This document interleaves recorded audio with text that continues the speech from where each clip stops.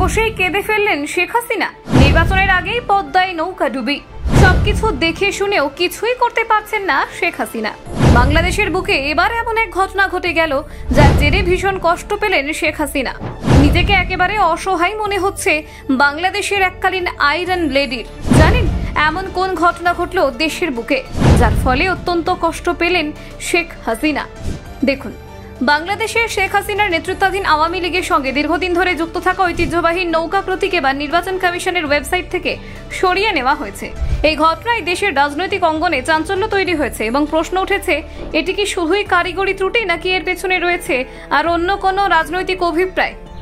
এই ঘটনার পরপরই শুরু হয়েছে রাজনৈতিক প্রতিক্রিয়া। যদিও নির্বাচন কমিশনের পক্ষ থেকে জানানো হয়েছে এটি একটি অন্তর্বর্তী প্রশাসনিক প্রক্রিয়ার অংশ এবং নৌকা প্রতীক এখনো সম্পূর্ণভাবে বাতিল হয়নি বা নিষিদ্ধ করা হয়নি, তবুও এই পদক্ষেপকে কেন্দ্র করে তৈরি হয়েছে ব্যাপক আলোচনা।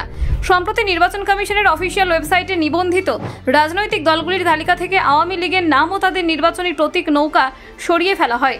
নির্বাচন কমিশনের কর্মকর্তারা জানাচ্ছেন এটি কোনো স্থায়ী সিদ্ধান্ত নয়, বরং আপডেট প্রক্রিয়ার অংশ হিসেবে সাময়িকভাবে প্রতীকটি সরানো হয়েছে। তবে এই ব্যাখ্যায় রাজনৈতিক মহলের অনেকেই সন্তুষ্ট নন, বিশেষ করে এমন সময় যখন দেশের রাজনীতিতে অস্থিরতা বাড়ছে এবং আগামী জাতীয় নির্বাচন ঘিরে বিভাজন ক্রমশ স্পষ্ট হচ্ছে। তখন এই ধরনের পদক্ষেপ নতুন করে উত্তাপ ছড়াচ্ছে। আওয়ামী লীগের পক্ষ থেকে এই পদক্ষেপের তীব্র বিরোধিতা করা হয়েছে। দলের নেতারা বলছেন নৌকা প্রতীক শুধু একটি রাজনৈতিক প্রতীক নয়, এটি বাংলাদেশের রাজনৈতিক ইতিহাস ও সংগ্রামের প্রতীক। দীর্ঘ সময় ধরে এই প্রতীক দেশের জনগণের আবেগের সঙ্গে যুক্ত, তাই এটি সরিয়ে দেওয়ার কোনো নৈতিক বা সাংবিধানিক ভিত্তি নেই। তারা আরও অভিযোগ তুলেছেন নির্বাচন কমিশনের এই কাজ সরকারের পক্ষপাতদুষ্ট অবস্থানের ইঙ্গিত দেয় এবং বিরোধীদের চাপে এই ধরনের সিদ্ধান্ত নেওয়া হয়েছে। একদিকে যখন নৌকা প্রতীক সরানো নিয়ে বিতর্ক তুঙ্গে, তখন নতুন রাজনৈতিক দল জাতীয় নাগরিক পার্টি নির্বাচন কমিশনের কাছে শাপলা প্রতীক অনুমোদনের দাবি জানাচ্ছে। তাদের বক্তব্য, আওয়ামী লীগ বর্তমানে নিষ্ক্রিয় ও অনিবন্ধিত হওয়ার পুরনো প্রতীককে বাতিল করে নতুন প্রতীক বরাদ্দ দেওয়া উচিত। এ প্রসঙ্গে নির্বাচন কমিশনের এক কর্মকর্তা জানিয়েছেন, কোনো প্রতীক বাতিল বা বরাদ্দ দেওয়ার প্রক্রিয়া একটি দীর্ঘ বা বিচারাধীন বিষয়। আমরা এখনই কিছু চূড়ান্ত বলছি না। প্রতীক বরাদ্দ সংক্রান্ত আইন ও প্রথা অনুযায়ী পদক্ষেপ নেওয়া হবে।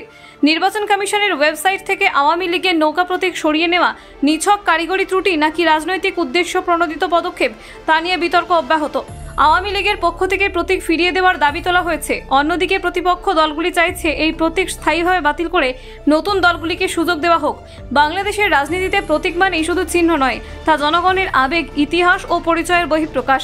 তাই এমন সংবেদনশীল একটি বিষয়ের সঙ্গে নির্বাচন কমিশনের মতো একটি সাংবিধানিক প্রতিষ্ঠানের আরও সাবধানী, স্বচ্ছ ও দায়িত্বশীল ভূমিকা প্রত্যাশিত। এখন দেখার বিষয় এই প্রতীক বিতর্ক রাজনৈতিক মেরুকরণকে কত দূর নিয়ে যায় এবং আগামী নির্বাচনে তার কী প্রভাব পড়ে। Bureau report, Bangla digital TV.